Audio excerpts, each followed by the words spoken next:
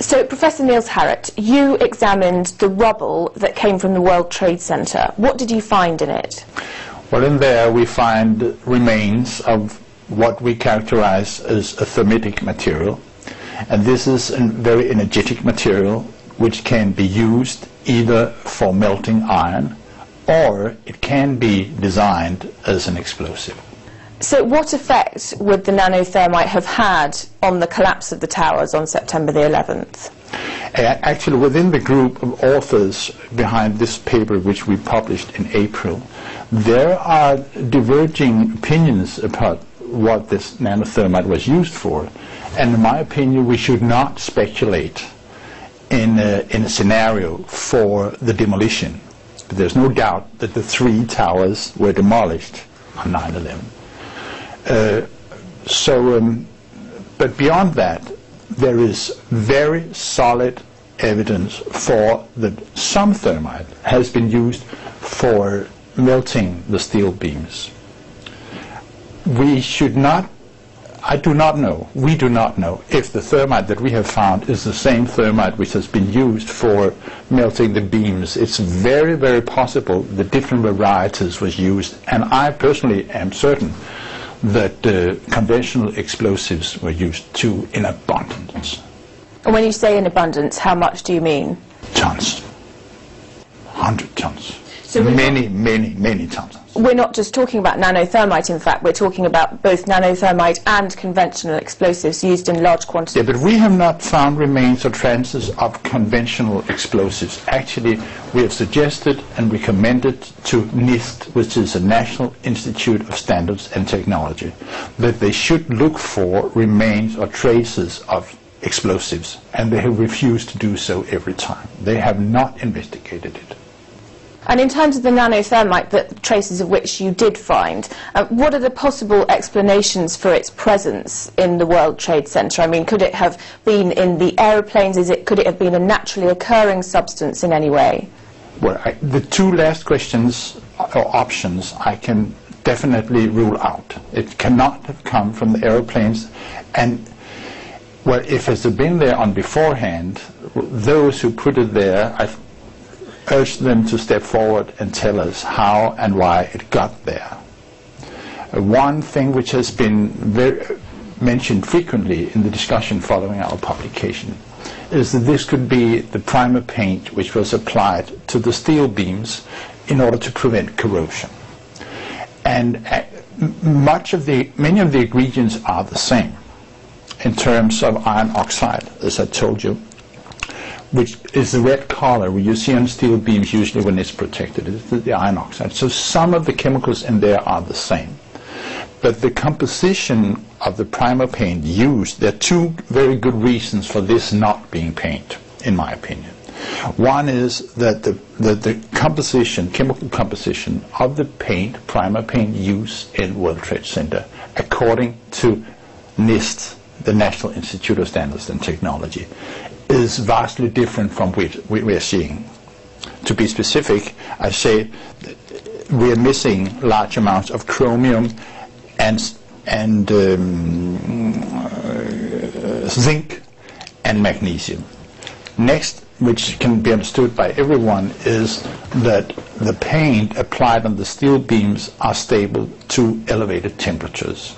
NIST did experiments with the steel beams because they wanted to use the appearance of the paint as a measure for the temperature the steel beams had been exposed to. And let me be specific. So when you heat up this steel beam at 250 degrees centigrade, it starts cracking. Now, this is because the steel expands more than the paint. So they get what they call mud cracks. And it keep on cracking until a temperature about 650 degrees, where it starts peeling off, forming scales. This continues to about 800 degrees when this scaling becomes excessive. But it does not burn. So the paint on the steel beams is stable beyond 800 degrees centigrade. Now, the stuff we have found ignites at 430 degrees centigrade. So It is not the primer paint. So what I can say is this Nano-Thermite? Well, it quacks like a duck, it waddles like a duck, it looks like a duck, maybe it's a duck. This is all we can say. It's now around 3 months since your article was first published. What's the response been like? I understand that this is one of the first times that you've been interviewed for an English-speaking audience. For the what you call the mainstream media, it has been dead silence except for 2 interviews I've done on Danish television, which has taken off on the internet to an extent that I had not anticipated. But on an official, organized level, it's a roaring silence, I must say. Just going back a bit, what first piqued your interest in 9/11? How did you first come to examine the rubble, and what did you expect to find? It goes back about 2.5 years, I think, when I accidentally saw Building 7. And to those who do not know this, we should make it absolutely straight that there were 2 airliners, but there were 3 skyscrapers.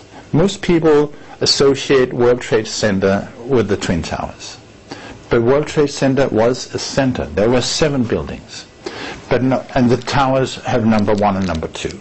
Now number 3, number 4, number 5 and number 6 were relatively small buildings from 9 to 22 stories. But Building 7 was a huge building, close to 200 meters high, 47 stories, with a footprint of the level of a small soccer field. And it came down 20 minutes after 5 in the afternoon. This was 7 hours after the North Tower collapsed. And I saw this accidentally, and I said, what is this? This is World Trade Center. What? And I had to see it again, because as most people, I didn't know about Building 7. And it is going down completely symmetrically in 6.5 seconds. It's going down with this zip. And as a scientist, you're trained to watch your environment in an analytical fashion. You always think, now how does this happen, how does this happen? And this I just couldn't understand and cope with. Why should this building come down, which I've never heard about before in itself? I think this should raise some eyebrows, actually. Why haven't I heard about Building 7 before? And then it's coming down like this with no apparent reason. So I had to push the button again and again. And it took me weeks, actually, to digest this. And I think this is common to most persons, to realize what you have seen. But once you have realized this, there is no way back. So you can either speak out or you can live in shame. And from that on, I got more and more interested. And I found that the evidence for controlled demolition is overwhelming. The evidence for thermite is also, first, I told you that the thermite reaction produced molten iron. Now molten iron was pouring out of one of the towers. Molten iron was in pools of molten iron in the rubble after 9/11 for weeks and months. The surface temperature was 735 degrees after 3 days of heavy showers. It took them 3 months to put out the fire. It was declared officially extinguished on December the 20th. Now this is kind of fire. and the point is that the thermite kept on reacting. This was a bitch's brew of thermite chemistry for 3 months. Very sophisticated, very complicated. It's a masterpiece in demolition. And who would be capable of producing such a masterpiece of demolition? It is not compatible with the official conspiracy theory, the one with Osama bin Laden and the 19 hijackers. So I'm an anti-conspiracy theorist. I'm against the official conspiracy theory. But it's up for a criminal, we must have a criminal investigation to find out. This was a crime, and it has never been investigated as a crime. You're the first team to have examined the rubble and the first team to have picked this up. Why do you think that is? Technically, the collapses were investigated by the National Institute of Standards and Technology. So they should have looked into the dust.